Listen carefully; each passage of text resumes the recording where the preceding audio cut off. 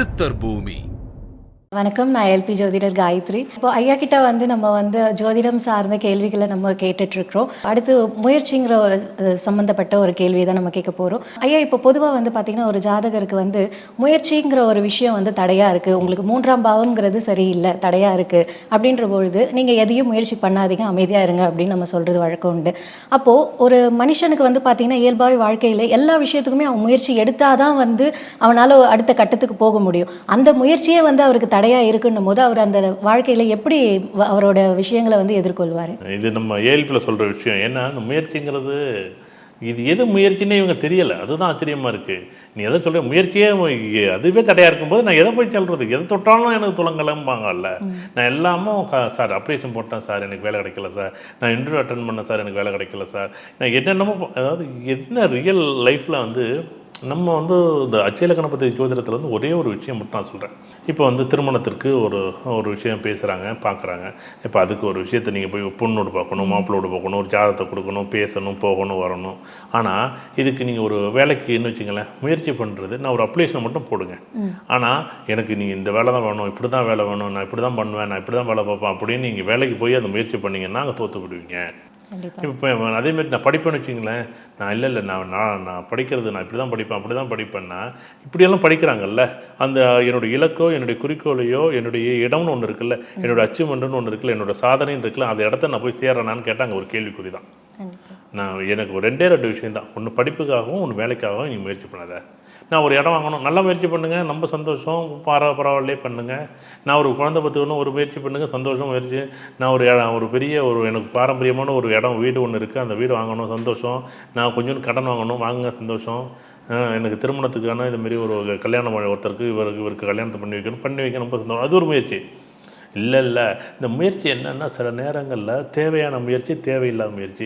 ஆனால் நம்ம எது தேவை, எது தேவையில்லை நம்ம யார் முடிவு பண்ணுறது? ஜாதகம் முடிவு பண்ணும் பாருங்கள், அதுதான் போகும். இப்போ உதாரணத்திற்கு கீழே ஒரு மூட்டை இருக்குது. அந்த மூட்டையை நான் இப்போ அவங்கள்ட்ட நீங்கள் தலையில் தூக்கி விட்றேன்னு வச்சுங்களேன். இவர் என்ன சொல்கிறாரு, இப்போ இந்த மூட்டையை தூக்கி விடு அப்படின்னு கேட்குறாரு. நான் என்ன பண்ணுறேன், நான் ஒரு சின்னதாக நானும் முயற்சி பண்ணுறேன், அவரும் முயற்சி பண்ணுறாரு. ஆனால் அவர் என்ன பண்ணுறாரு, அவர் தூக்கி வைக்க சொன்னால் நான் தலையில் தூக்கி வைக்கிறேன். நான் தூக்குனது பிறகு தான் எனக்கு இடுப்பு வலிக்குது. தூக்கி வைக்கிறது நல்ல விஷயம் தானே, ஒருத்தருக்கு ஹெல்ப் பண்ணுறது நல்லது தானே. ஆனால் அதே உதவி எனக்கு ஓத்திரியமாக போகுது. அப்போ எது தேவையான முயற்சி, எது தேவையில்லாத முயற்சி? அப்போ இதை நம்ம ஒரு ரெண்டாக பிரித்து பார்க்கணும்ல. அப்போ இங்கே பாருங்கள், ஒரு சில விஷயங்கள் எனக்கு இது வேண்டாம்ப்பா, இந்த விஷயம் எனக்கு வேணும். இப்போ நம்ம அடுத்தது பார்த்திங்கன்னா ஒரு உதாரணமாக ஒரு கோவிலில் நிறைய பேர் என்ன கோவில் கட்டுவாங்க. பரவாயில்லைங்க, நல்ல விஷயங்க.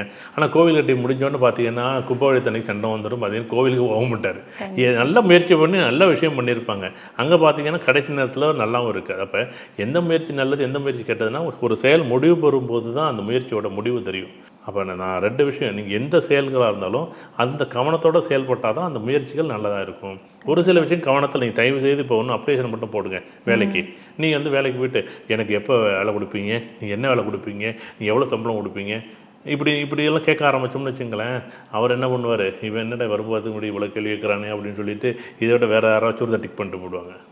அதை விட்டு இல்லை நம்ம சில நேரத்தில் முயற்சிகள் நமக்கு பலகீனம் தான், பலம் கிடையாது. ஆனால் தேவையான முயற்சியை, தேவையில்லாத முயற்சியை ரெண்டாக பிரிச்சுக்கிட்டு தேவையான முயற்சியாக இருந்துச்சுன்னா அது நம்ம எந்த வகையிலையும் அதில் பாதிப்பு இல்லை.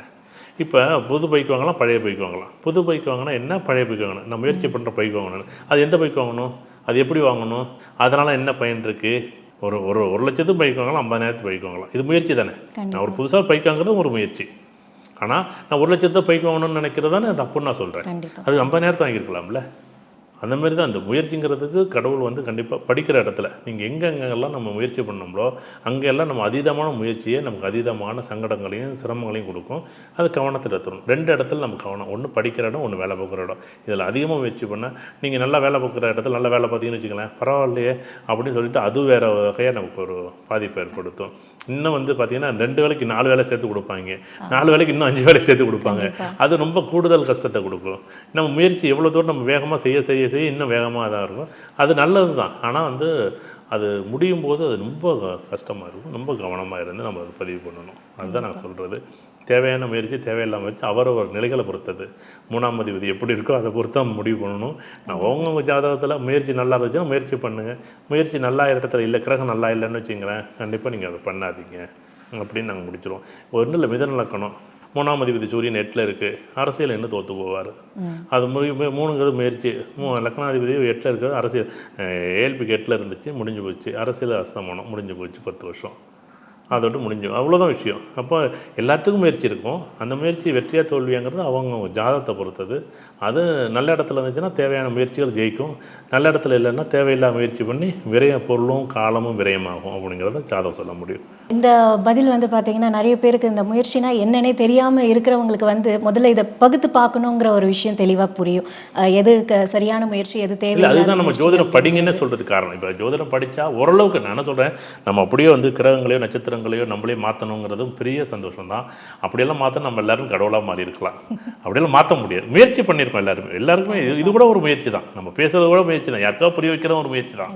இது எங்கேயாச்சும் புரிஞ்சு போச்சுன்னு வச்சுங்களேன், கண்டிப்பாக அது வந்து ஏன்னா இந்த ஜோதிடம் படிங்கன்னு சொல்கிறதுக்கு ஒவ்வொரு தடவை ஜோதிடம் பாருங்கள் அப்படின்னா அது தனிப்பட்ட ஒரு வகை. இப்போ ஒரு நாள் ஒரு வேளை ஒரு அமிர்தம் கிடைக்குதுன்னா சந்தோஷம், ஒவ்வொரு நாளும் அமிர்தம் கிடைக்குதுன்னா அது வந்து அது என்ன வேண்டாம்னா சொல்ல முடியும். ஆனால் அமிர்தமும் நஞ்சு அப்படிங்கிறது தான் அதுவும் சொல்லி வச்சுருக்காங்க இயற்கையில். அதோட்டு ஓரளவுக்கு நம்ம வந்து அந்த சந்தோஷத்தையும் ஓரளவுக்கு அந்த உணர்தலையும் புரிதலையும் இந்த ஜோதிடம் கொடுக்குது. அந்த முயற்சினாலே அதுதான் எல்லாத்தையும் சொல்லுவோம், ஐயோ ரொம்ப அவசரப்பட்டு வேகமாக ஓடாதையா, பொறுமையாக நின்றுங்க. அது தேவையில்லாமல் முயற்சியாக இருந்துச்சுன்னா அது போய் ரொம்ப தூரமாக ஒரு மாடியிலேருந்து விழுந்தால் குதிச்சிடலாம், தப்பிச்சுக்கலாம். 10வது மாடியிலேருந்து விழுந்தா 100வது மாடியிலேருந்து குதிச்சா அதுமாரி இந்த முயற்சிகள் வந்து ரொம்ப ரொம்ப கவனமாக இருக்கணும். இடத்துக்கு பொருள் மாறுபடும் அப்படிங்கிறது தான் முயற்சி. ரொம்ப நன்றி ஐயா. இந்த முயற்சி சார்ந்த கேள்விக்கான உங்களுடைய விடைய ரொம்ப அற்புதமாக இருந்தது. நன்றி. நன்றி, ரொம்ப சந்தோஷம். சித்தர் பூமி.